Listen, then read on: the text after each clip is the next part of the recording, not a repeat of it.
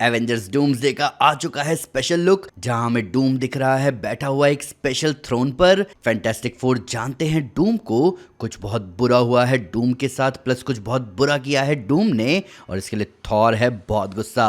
ये वही special look है जो कि फैंस को दिखाया गया था सैन डिएगो कॉमिक कॉन में, और अभी ये हम सभी फैंस के सामने है। और ये स्पेशल लुक जबरदस्त है। यहाँ जो थॉर अटैक करता है डूम पर, उसका आगे का हिस्सा भी दिखाया गया है, प्लस कुछ बहुत ही जबरदस्त डिटेल्स रिवील हुई है स्पेशल लुक में। तो दोस्तों, दिल दहला देने वाले और धरती हिला देने वाले स्पॉयलर्स का ध्यान रखते हुए चलिए इस डिटेल ब्रेकडाउन को शुरू करें। स्पेशल लुक शुरू होता है एक थ्रोन रूम के दिखने से, जिसमें डॉक्टर डूम हमें दिख रहा है बैठा हुआ अपने थ्रोन पर। आसपास माहौल है ग्रीन। डूम के पीछे जो डिजाइन है ग्लास पर, वो सेम है एवेंजर्स डूम्सडे के लोगों के पीछे के ग्लास वर्क से।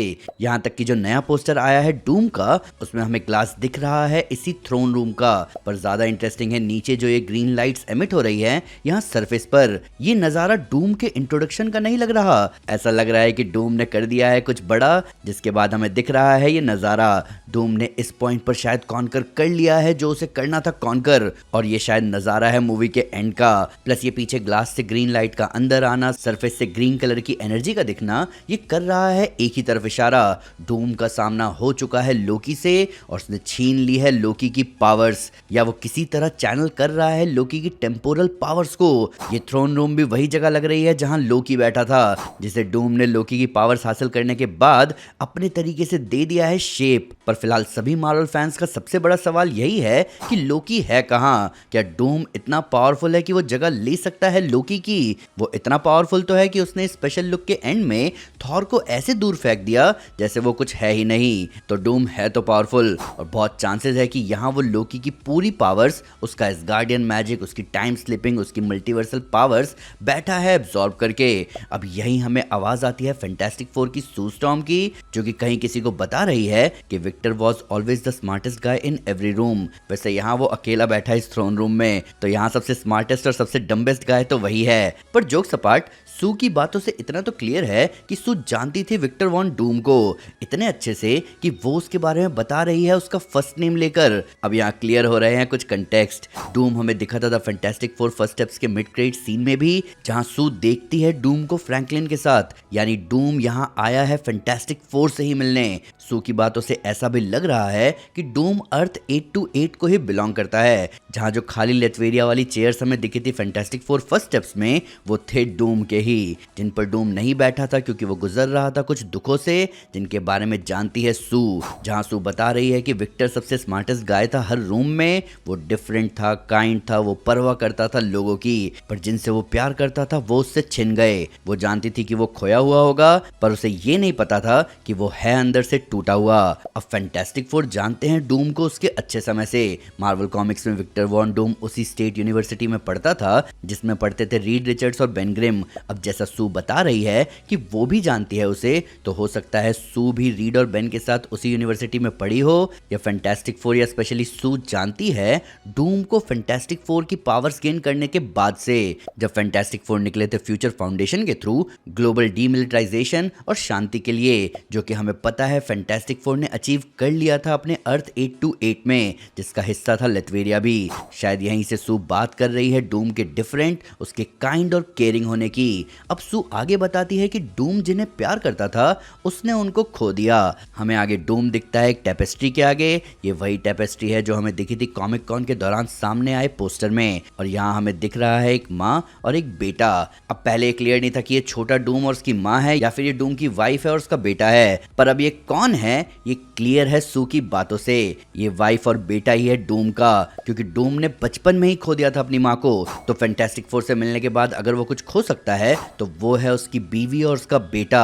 यहाँ टेपेस्ट्री में एक कासल जैसा स्ट्रक्चर भी हमें दिख रहा है उसकी बीवी बच्चे के पीछे, जो रिप्रेजेंट करता है डूम और उसके कासल को। डूम रूलर है लेटवेरिया का। मैं आपको डूम की कंप्लीट ऑरिजिन स्टोरी के बारे में बता चुका हूँ बहुत डिटेल में अपनी हु इज डॉक्टर डूम वाली वीडियो में। तो डूम लेटवेरिया पर रूल करता है अपने कासल से, जिसका एक हिस्सा हमें यहाँ दिख रहा है स्पेशल लुक में। यहाँ टेपेस्ट्री वाली जगह पर जहाँ डूम खड़ा है वहां भी हमें ग्रीन लाइट आती हुई दिख रही है विंडो की ग्लास से। ये क्लियर है कि ये नज़ारा है डूम के सबको हरा देने के बाद का। यहाँ हमें स्पेशल लुक में दिखाया जा रहा है कि सूजन ये सब बता रही है एवेंजर्स को। हम एक जगह पर देख रहे हैं मैग्नीटो, गैम्बिट और कैप्टन अमेरिका को। अब जब आप यहाँ इस रूम की लाइटिंग पर ध्यान दोगे तो ऐसा लग रहा है कि जो लोकी हमें दिखा था पिछले ट्रेलर और स्पेशल लुक में भी, वो यहीं खड़ा है इन सबके साथ। अब हम देख सकते हैं कि सू यहाँ ऐसा बता रही है रोते हुए। इससे पहले मैं बात करूं कि सू क्यों रो रही है, पहले बात करते हैं कि कैसे हिस्ट्री रिपीट हो रही है। आप इस स्पेशल लुक को दूसरा ट्रेलर मान सकते हो एवेंजर्स डूम्सडे का, जहां सू स्टॉर्म सबको बता रही है इसके विलन डूम के बारे में। ऐसा सेम हमें दिखा था एवेंजर्स इन्फिनिटी वॉर के दूसरे ट्रेलर में, जहां गमोरा ऐसा बता रही थी थैनोस के बारे में। एवेंजर्स डूम्सडे को लेकर फैंस बहुत समय से बोल रहे हैं कि इस मूवी का प्लॉट बहुत सिमिलर साबित हो रहा है एवेंजर्स इन्फिनिटी वॉर के, और अभी मार्केटिंग स्टाइल भी कुछ वैसा ही चल रहा है, जो कि फैंस के डाउट को सच साबित करता जा रहा है। लगता है इस बारे में एक वीडियो बनानी पड़ेगी। वापस आए सू के रोने पर, तो सू के रोने के यहाँ दो रीजन हो सकते हैं। पहला थोड़ा सिंपल रीजन ये कि वो शायद याद कर रही है कि डूम ने क्या खोया है, और दूसरा थोड़ा भयानक रीजन कि सू ने भी कुछ ऐसा खो दिया है जो उसको सबसे प्यारे थे। हमें यहाँ ऐसा दिखाया जा रहा है कि सभी एवेंजर्स सू की बातें सुन रहे हैं सिवाय कुछ कैरेक्टर्स के। यहाँ हमें रीड नहीं दिख रहा, जो कि स्पेशल लुक में आगे डूम के सामने था, जिसके साथ साथ हम सू के भाई जॉनी और उसका बेटा फ्रैंकलिन भी हमें आगे कहीं दिख रहा है, जिनके आसपास जबरदस्त रोशनी है और जॉनी के सर पर है कई सारे चोट। क्या फैंटास्टिक फोर का अर्थ 828 सरवाइव नहीं कर पाएगा, जहां सू खो देगी सब कुछ? हमें पता है पिछले ट्रेलर से कि एवेंजर्स डिवाइड होंगे, कुछ एवेंजर्स रहेंगे अर्थ 616 पर ही, जहां सू और बेन भी उनके साथ होंगे, कुछ जाएंगे एक्समैन वाले यूनिवर्स जहां से कुछ वापस आएंगे। इसलिए हम यहाँ शैंग-ची को देख रहे हैं, जो कि पिछले ट्रेलर में एक्समैन के यूनिवर्स में एक्सपेंशन में भिड़ रहा था गैम्बिट से। प्लस गैम्बिट और मैग्नीटो भी है यहाँ पर, यानी कुछ एक्समैन को यहाँ वापस अर्थ 616 पर लाया जाएगा, और थॉर और स्टीव रॉजर्स भी यहाँ पर है, जिनमें से थॉर हमें भिड़ता हुआ दिखा है डूम से। तो कुछ लोग तो वापस नहीं आएंगे या आ नहीं पाएंगे। शायद वो रीड होगा जो कि सबको बचाकर वापस भेज देगा और खुद रुकेगा डूम से सवाल करने, जहां वो आगे पूछ भी रहा है कि मुझे जवाब दो विक्टर, क्या तुमने ये किया? अगर जैसा हम डिस्कस कर रहे हैं वो सच हुआ और सू ने खो दिया है अपने परिवार को, तो ये बहुत भयानक नजारा होगा। अब इस बारे में बात करते हैं कि विक्टर कौन था और रीड उससे क्या पूछ रहा है। तो सू बता रही है कि टोनी स्टार्क के जैसा दिखने वाला विक्टर वॉन डूम पहले एक अच्छा आदमी था। बिल्कुल सही बात है, टोनी स्टार्क भी अच्छा आदमी था, विक्टर डिफरेंट था, काइंड था, केयरिंग था, टोनी भी था डिफरेंट, काइंड और केयरिंग। अब सवाल आता है कि डूम ने क्या और कैसे खोया? तो इस टेपेस्ट्री से इतना क्लियर है कि डूम ने अपना परिवार खोया है, टोनी को उसके परिवार ने खोया था। पर अगर टोनी भी अपना परिवार खोता तो हम नहीं जानते कि वो किस तरह का इंसान रहता। यहाँ कुछ पैरेलल्स तो है, पर अब ये समझना जरूरी है कि डूम ने अपने परिवार को कैसे खोया और वो उसमें क्यों नहीं खोया। यहाँ बात हो रही है डूम के किसी ऐसी चीज को छेड़ने की जिसको छेड़ने की वजह से उसका परिवार गया।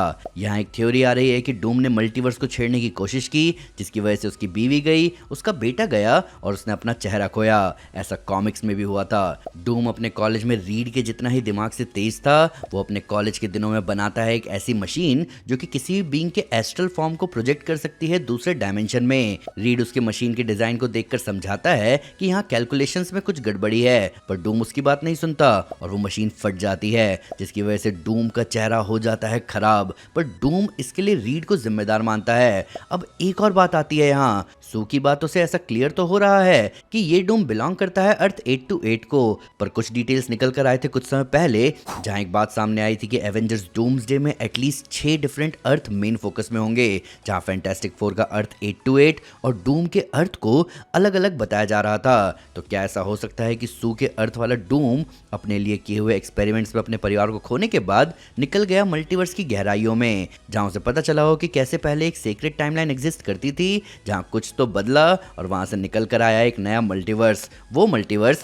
जिसमें उसने खोया अपनी बीवी और बेटे को। और क्या इसीलिए वो कह रहा है कि तुम सबके सब एक चुराई हुई जिंदगी जी रहे हो जिसे तुम्हें वापस करना होगा? वो अपनी लाई हुई मुसीबत का जिम्मेदार दूसरों को मान रहा है, और उसका एंड गोल क्या है? मल्टीवर्स को अपने विल के हिसाब से शेप करना। इसलिए डूम्सडे को रेस टू लोकी मूवी कहा जा रहा है, क्योंकि बिना लोकी के आप मल्टीवर्स को शेप नहीं कर सकते। हालांकि यहाँ एक और बात निकल कर आती है, रीड पूछ रहा है कि डिड यू डू दिस? क्या तुमने ये किया? तो क्या किया डूम ने? क्या इंकर्जन्स जो हो रहे हैं, जो हमें पिछले ट्रेलर में भी दिखा, 3 अर्थ आपस में कोलाइड करने वाले हैं, अर्थ 828, अर्थ 616 और एक्समैन का अर्थ, जिसे रोकने के लिए फैंटास्टिक फोर एक साथ आ रहे हैं एवेंजर्स के पास और वो सब स्प्लिट होकर जा रहे हैं एक्समैन के अर्थ पर। अब क्या इंकर्जन हो रहे हैं डूम की वजह से? ये कुछ ऐसा है जो बहुत खतरनाक है। क्या डूम इतना केपेबल है कि वो इंकर्जन ला सकता है? क्या 3 अलग अलग अर्थ का आपस में टकराना डूम की वजह से हो रहा है? अब मैं आपको बताऊं तो डूम इतना केपेबल है। आपको पता है डूम क्यों दिख रहा है टोनी स्टार्क की तरह? क्योंकि टोनी स्टार्क वो बंदा है जिसने कुछ ऐसा इन्वेंट किया था जिसकी वजह से सब कुछ बदल गया हमेशा के लिए, और डूम भी वैसा कुछ इन्वेंट करेगा। टोनी के इन्वेंशंस पर एक भयंकर वीडियो बनाई है मैंने, उसे जरूर चेकआउट करना। तो एवेंजर्स डूम्सडे उसी मूवी से कनेक्टेड है जिसमें टोनी ने ये इन्वेंशन किया था।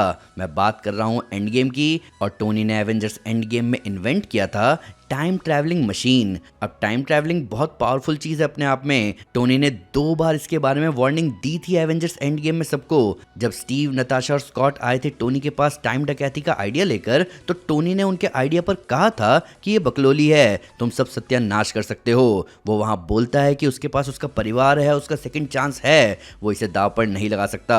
पर टोनी तब भी टाइम मशीन बना देता है, जिसके बाद जब थैनोस 2014 से वापस आता है प्रेजेंट में, तो कैप्टन अमेरिका को होश में लाकर उन्हें उनकी शील्ड पकड़ाकर टोनी बोलता है कि हम वक्त के साथ खेल रहे थे, वक्त हमारे साथ खेल गया। हमें पता है सीक्रेट टाइमलाइन मल्टीवर्सल ट्री बनी लोकी की वजह से। ये लोकी कहां से आया? ये लोकी टीवी आया जब एवेंजर्स टाइम में पीछे गए सब कुछ सही करने, जहां उनसे गड़बड़ हो गई। टेसरेक्ट जो टोनी और स्कॉट लेने गए थे 2012 में, वो टेसरेक्ट उनके हाथ लगने के बजाय लग गया लोकी के। इसीलिए जब आगे कैप सेप्टर लेकर आए थे तो टोनी सर पकड़कर बैठा हुआ था, क्योंकि उससे बहुत बड़ी गड़बड़ हो गई थी, जिसकी वजह से किसकी जिंदगी बदली? सबकी, पूरे मल्टीवर्स की, जिसमें डूम भी शामिल है। अब टोनी के जैसा दिखने वाला डूम बनाएगा टाइम ट्रैवलिंग मशीन, और क्या करेगा टाइम ट्रैवलिंग से? वो टाइम ट्रैवलिंग से वही करेगा जो टोनी और उसके दोस्तों ने किया। वो और ट्रिगर करेगा कई सारे इनकर्जन्स। ऐसा उसने कॉमिक्स में भी किया था। सीक्रेट वॉर से पहले time runs out story line में डूम टाइम में पीछे जाकर एक एंकर बीइंग जो कि हर यूनिवर्स में एक ही था, यानी मॉलिक्यूल मैन, उन्हें खत्म करने का जुगाड़ शुरू करता है। हालांकि वो ऐसा करता है इनकर्जन्स को रोकने के लिए, पर इसकी वजह से इनकर्जन्स की स्पीड और ज्यादा बढ़ जाती है, जहां उसे बाद में समझ आता है कि जिन इनकर्जन्स को सॉल्व करने निकला था उसे उसने खुद ही शुरू किया था टाइम ट्रैवलिंग से। प्लस उसने बड़े क्लीन तरीके से ऐसा किया।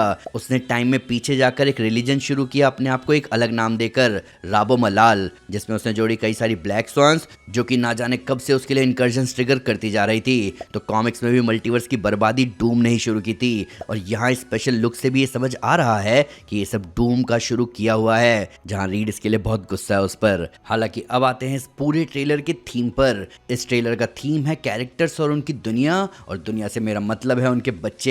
डूम ने अपनी बीवी बेटे को खोया, उसने अपनी दुनिया खोई। वहीं यहाँ हमें दिख रहा है रीड और सू का बेटा फ्रैंकलिन, स्कॉट लैंग की बेटी हमें यहाँ दिख रही है कैसी, स्टीव रॉजर्स और पेगी कार्टर का बेटा है यहाँ, थॉर की बेटी भी दिख रही है लव। तो जहाँ डूम ने अपनी दुनिया खो दी है, वहीं इन सभी हीरोज की दुनिया है खतरे में, जिन्हें बचाने के लिए वो सब एक साथ हुए हैं डूम के खिलाफ। अब यही ओवरऑल थीम है। जहां पिछली Avengers movie Avengers Infinity War में सभी हीरोज ने अपने दोस्तों, अपने साथियों को खोया था पूरे यूनिवर्स की आधी पॉपुलेशन के साथ, वहीं इस बार आधा नहीं, सब कुछ दांव पर लगा हुआ है। हीरोज इस बार ज्यादा गुस्से में होंगे। पिछली बार कैप बस मूव ऑन नहीं कर पा रहे थे, इस बार सवाल है बच्चों का। ये कुछ ऐसा है जिससे कोई मूव ऑन नहीं कर सकता। हमें पिछले ट्रेलर में जॉनी स्टॉर्म दिखा था बाकी एवेंजर्स के साथ फैंटास्टिक फोर की शिप से उतरते हुए, पर स्पेशल लुक में हम उसे देख रहे हैं फ्रैंकलिन को पकड़े हुए, जहां उसके कपड़े मैले हैं, उसके हाथों पर भी कुछ निशान हैं और उसके चेहरे पर भी निशान हैं, और अगल बगल जबरदस्त रोशनी है। अब ऐसा शॉट हमें पिछले ट्रेलर में भी दिखा था, जहां वो बहुत जोर से फ्रैंकलिन को पकड़े हुए था। अभी हाल फिलहाल आपने स्पाइडरमैन ब्रांड न्यू डे में एक ओमेगा लेवल म्यूटेंट को देखा था, जिसकी पावर्स की लिमिट डैमेज कंट्रोल वाले भी नहीं समझ पाए। प्लस कॉमिक बुक रीडर्स को आइडिया है कि जीन आगे फ्यूचर में फिनिक्स फॉर्म में और भी खतरनाक होने वाली है, इसीलिए वो है ओमेगा लेवल म्यूटेंट। अब फ्रैंकलिन रिचर्ड्स की बात की जाए तो वो है बियॉन्ड ओमेगा लेवल म्यूटेंट, और इसका हिंट तो हमें फैंटास्टिक फोर फर्स्ट स्टेप्स में मिल ही चुका है। तो अब हैरानी की बात ये है कि उसके अंकल जॉनी उसे ऐसे पकड़कर क्यों है, कि वो उसे बचाने की कोशिश कर रहे हैं, क्योंकि फ्रैंकलिन जो कि अपनी माँ को वापस जिंदा कर सकता है, उसके लिए क्या मुसीबत हो सकती है। बात यह है कि डॉक्टर डूम पावर एब्जॉर्ब कर सकता है और फ्रैंकलिन के रहते हुए खुद फ्रैंकलिन और अर्थ 828 दोनों सेफ हैं, पर अगर फ्रैंकलिन की पावर्स डूम ले गया तो सब खतरे में आ जाएंगे। और ऐसा लग रहा है कि ऐसा हो भी जाएगा, क्योंकि इसीलिए जॉनी ने पकड़ रखा है फ्रैंकलिन को। हमें आगे मैग्नीटो दिख रहा है अपने हेलमेट में। सर इयन मैककेलन अपने मैग्नीटो अवतार में कुछ बहुत जबरदस्त करने वाले हैं इस मूवी में। जीन की ही तरह मैग्नीटो भी ओमेगा लेवल म्यूटेंट है, जो कि लिटरली किसी भी अर्थ को बर्बाद कर सकता है। पर देखना यह है कि क्या वो किसी दूसरे अर्थ को बर्बाद करेगा अपने अर्थ को बचाने के लिए। हमें लोकी दिख रहा है उसी लाइटिंग सेटिंग के साथ जिसके साथ हमें बाकी सुपर हीरोज दिखे। क्या ये लोकी का आखिरी प्रोजेक्शन है सुपर हीरोज को मैसेज पहुंचाने के लिए, जैसे डॉक्टर स्ट्रेंज का आखिरी मैसेज था एवेंजर्स इन्फिनिटी वॉर में टोनी के लिए, we are in the end game now वाला। तो ऐसा हो सकता है कि अपनी चेयर पर लोकी सामने हो डूम के, जो कि फ्रैंकलिन की पावर्स के साथ आया है उससे उसका थ्रोन छीनने। और खत्म होने से पहले लोकी आखिरी बार अपना प्रोजेक्शन छोड़ेगा सुपर हीरोज के पास, उन्हें बताने के लिए कि अब तुम्हारे हवाले है मल्टीवर्स साथियों। अगले शॉट में हमें शूरी दिख रही है जहां उसके पीछे घोस्ट और फैल्कन है। ये लोग उस टीम का हिस्सा हैं जो अर्थ पर ही रुकेंगे सू और बेन के साथ। हमें ये लोग वहां भी दिखे थे जहां अंबाकू बेन से हाथ मिलाता है। प्लस मेरा सवाल है कि ये लोग खड़े कहां हैं। बहुत चांसेस है कि ये फैंटास्टिक फोर की शिप है, पर अभी कुछ नहीं कह सकते। इसके अगले शॉट में हमें साइक्लॉप्स दिख रहा है बुरी हालत में, जहां उसके पीछे एक बड़ा सा पैर है। अभी सोचने वाली बात है कि ये पैर एंटमैन का है कि सेंटिनल्स का। ज्यादा चांसेस है कि ये सेंटिनल्स का पैर हो, जहां ये वही सेंटिनल्स हैं जो डॉक्टर डूम ने अनलीश किए हैं एक्समैन की तरफ, ताकि वो इनमें उलझे रहें और उनका अर्थ इनकर्जन का शिकार हो जाए। हालांकि इसी शॉट के बाद साइक्लॉप्स अपने ऑप्टिक ब्लास्ट पूरी तरह अनलीश कर देगा, पर देखना ये है कि क्या एक्समैन इस थ्रेट को न्यूट्रलाइज कर पाएंगे। अब इसके बाद आते हैं इस फाइनल शॉट पर, जहां डॉक्टर डूम किसी बड़े टावर से नीचे गिर रहा है। अब हमें स्पेशल लुक के बीच में कोई ऊपर से नीचे एक बर्बाद पड़े शहर पर आता हुआ भी दिखा है। ये शहर न्यूयॉर्क है। यहाँ नीचे क्राइसलर बिल्डिंग हमें दिख रही है, बीच में सेंट्रल पार्क है। यहाँ आसपास धुएं के बादल और हल्के पर्पल ह्यू से ऐसा फील हो रहा है कि ये वॉइड है, जहाँ शायद अलायत हो सकता है। पर डूम वॉइड में सेंटिनल्स को क्यों उठाएगा? या ऐसा भी हो सकता है कि वो वॉइड से सेंटिनल्स को जगाकर उन्हें भेज देगा एक्समैन के अर्थ पर, या फिर ये एक्समैन का अर्थ ही है जहाँ डूम भिड़ रहा है थॉर से। अगर ये हाल हो जाएगा एक्समैन के अर्थ का तो वो बचा किसे रहे हैं। अब आते हैं इस टावर पर, तो अगर मानकर चले कि ये एक्समैन का अर्थ है तो ये टावर किसका है? और इसमें से निकल के आने का तरीका बहुत अलग है डूम का। आप अगर ध्यान से देखोगे तो डूम कुछ अलग ही शेप शिफ्ट करके ऐसा कर रहा है, जहां जब वो थॉर को अपनी पावर से दूर भी फेंकता है तो इसी शेप का ग्रीन मैजिक उसके हाथों से निकल रहा है। तो शायद यही सोर्स है डूम के मैजिक का। उसने अपने आप को कवर कर रखा है र्यून से, जहां आप उसके बाजुओं में कुछ बंधा हुआ भी देख सकते हो। हमें यही पूरा सीन दिख रहा है कि डूम ने थॉर को सिर्फ रोक ही नहीं लिया, उसने उसके स्टॉर्म ब्रेकर को भी दूर फेंक दिया और फिर उसको भी। पर ज्यादा इंटरेस्टिंग है यहाँ थॉर और डूम का कन्वर्सेशन। थॉर यहाँ गुस्से में डूम के सामने आया है और कह रहा है कि मैं कसम खाता हूँ कि तुम मुझसे नर्क की भीख मांगोगे, जो मैं तुम्हें जल्दी नहीं देने वाला। जहाँ डूम ने उसका एक्स और उसे दूर फेंक कर कहा कि नर्क उसका गुलाम है, क्योंकि वो है डूम। अब मल्टीवर्स पर पकड़ बनाना और नर्क को अपना गुलाम बनाना दोनों अलग अलग चीजें हैं। हालांकि डूम का मेफिस्टो के रियल्म नर्क से भी रिश्ता है, जहां उसकी माँ फंसी हुई होती है, जिसको छुड़ाने के लिए वो बार बार मेफिस्टो से भिड़ता रहता है। तो ऐसा हो सकता है कि शायद उसने अपनी माँ की सोल को छुड़ा लिया हो और मेफिस्टो से भी पंगा ले लिया हो। पर यहाँ डूम क्लियरली थॉर को बता रहा है कि वो इतना पावरफुल है कि नर्क भी उसे जवाब देता है। पर मेन मुद्दा ये नहीं है, मेन मुद्दा ये है कि डूम ने ऐसा क्या किया जो थॉर जैसा बीइंग उसे तड़पाने की बात कर रहा है। क्या डूम किसी ऐसे को खत्म करेगा जिसकी वजह से थॉर उस पर टूट पड़ेगा? हम देख ही रहे हैं कि वो गरज रहा है, बरस रहा है। बहुत कम ही बीइंग्स है जिन्हें थॉर का ये गुस्सा नसीब हुआ है। ऐसा थॉर ने थैनोस से भिड़ते हुए ही किया था। तो क्या इस पॉइंट पर थॉर लव को खो चुका है? यही डूम जमीन पर अपना मैजिक रिलीज कर रहा है, जिससे सेंटिनल्स जाग रहे हैं। मैंने आपको मेरे पिछले डिटेल ब्रेकडाउन में बताया था कि सेंटिनल्स एक्समैन के लिए सबसे बड़ी मुसीबत है। तो अगर एक्समैन ने सेंटिनल क्रिमिनल्स को हराया ही है बहुत मुश्किल से और उनको फिर डूम ने जगा दिया तो एक्समैन बहुत भारी मुसीबत में आ जाएंगे। ओवरऑल अगर मैं कहूँ तो ये लुक है तो स्पेशल। यहाँ थॉर और डूम के डायलॉग्स जिस लेवल पर हाइप अप कर रहे हैं हम फैंस को, उसकी बात ही अलग है। यहाँ विलन परफेक्टली इंट्रोड्यूस हो रहा है, यहाँ जो थीम है वो फिजिकली और इमोशनली दोनों वर्क कर रहा है और रीड और डूम के बीच के डायनामिक को भी स्टैब्लिश किया जा रहा है। यहाँ आपको पता है कि कैसे डूम ने कहीं ना कहीं रीड से पंगा ले लिया है और ये पंगा अलग लेवल पर जाने वाला है। अगर आप कॉमिक्स और यहाँ तक कि कंसेप्ट आर्ट पर भी नजर डालो तो डूम मल्टीवर्स बर्बाद करके रीड के बेटे और उसकी वाइफ को एक नई दुनिया में अपनी वाइफ और अपना बेटा बना लेता है। इस लेवल की दुश्मनी है रीड और डूम की, जो कि हमें देखने को मिलेगी एवेंजर्स डूम्सडे में। पर फिलहाल आप मुझे बताओ कि आपको ये स्पेशल लुक कैसा लगा, आप कितने एक्साइटेड हो डूम को एक्शन में देखने के लिए और आपके हिसाब से क्या लोकी बहुत बड़ी मुसीबत में है। आइए इन सब के बारे में कमेंट्स में डिटेल में बात करें। ब्रेकडाउन अच्छा लगा हो तो लाइक जरूर करें, चैनल को सब्सक्राइब करना ना भूले, साथ साथ एक स्टेप आगे आकर अपने फेवरेट चैनल को सपोर्ट करें मेंबरशिप लेकर। Thank you guys, this is Aman Sinha and you are super super. Piece.